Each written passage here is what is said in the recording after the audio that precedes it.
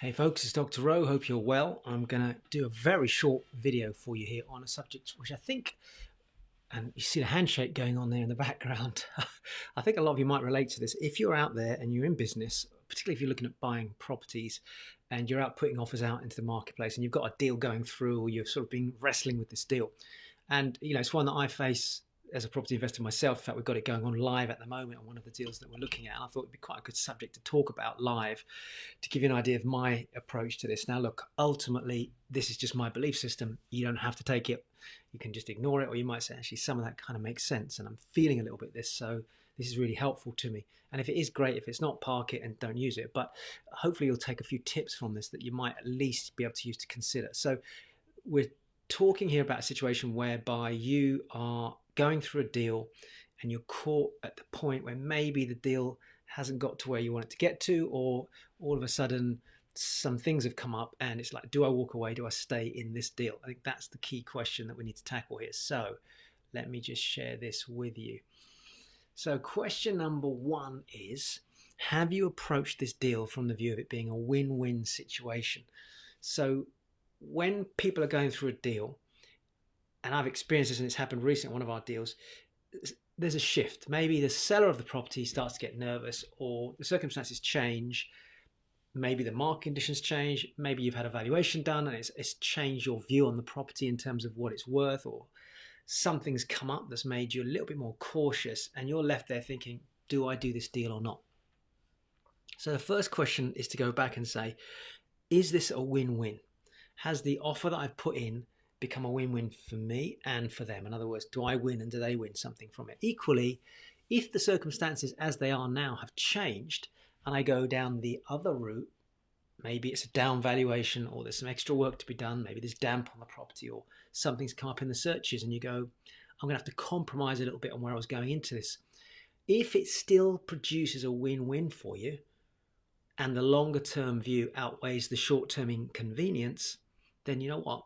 Go for it. It's the same thing like, well, there's an extra 2.5, 3 grand's worth of cost, what we weren't expecting. Some people go, I'm out of here, and they walk. The handshake breaks. Thank you very much. We're gone. Boom. But what if that property is producing, say, £1,000 a month cash flow? Then the 2.5 to 3 grand extra cost is really only the equivalent of, say, 3 months worth of additional cash flow. You would have had to wait 3 extra months to recover that money back. I don't know if this is making any sense. And if you're holding a property for 5, 10, 15 years, in the grand scheme of things, that's not a lot. But on the other hand, if it was like 45K's worth of work that suddenly came to, or something happened in the valuation, you go, oh, blimey, to recover that, it's going to take this much longer, then it may not be such a win for you. That's number one. Number two, has there been other things that have come up? Are you feeling resistance? Are you feeling like a bit of a block and it's frustration? You're thinking, oh, okay, you know what? This isn't just the first sign. There's been another sign, another sign, another sign, another sign. Maybe you had 2, 3, 4 signs, all of which have got a little bit more magnified. And each time, the first time round, we'll overcome that. Second time round, we'll overcome that.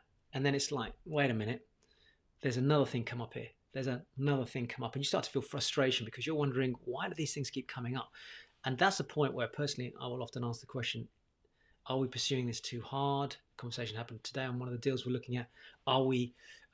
Am I missing the signs? Is this the universe sending me a message to say, double check this, double check that? So I look for resistance, both sides, but particularly I look around and go, okay, there's a difference between me being persistent and getting a job done and overcoming obstacle versus constantly a block on a particular deal. Next one is, does it still meet your objective?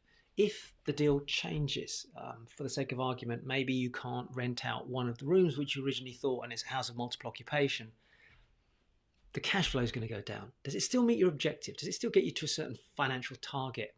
Could it still work?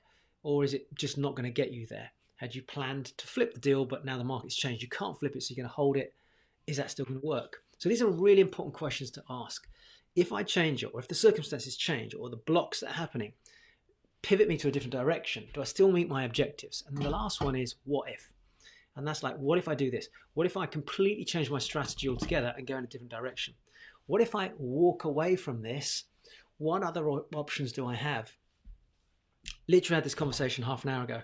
Okay, so if we don't do this deal, there's 300 grand going into this, right? If we're not going to do that, where could we place that money? What could it do? Could it do 2 other deals? Could it do another similar deal? Could it do a bigger project? So the what if is, what if I don't do this? I've had this resistance. It's still meeting my objectives, but not as well as I wanted it to. Park it for a minute. All right, let me look at what my other choices are. What if I did that? What if I did that? What if I do a joint venture over here? What if I left the money there and went out looking for something a bit cleaner and easier to do, because I felt a lot of resistance to this? So there is quite a bit to process here. But I would say to you, if you're doing a lot of deals and you've got lots of offers out there, the what if becomes easier.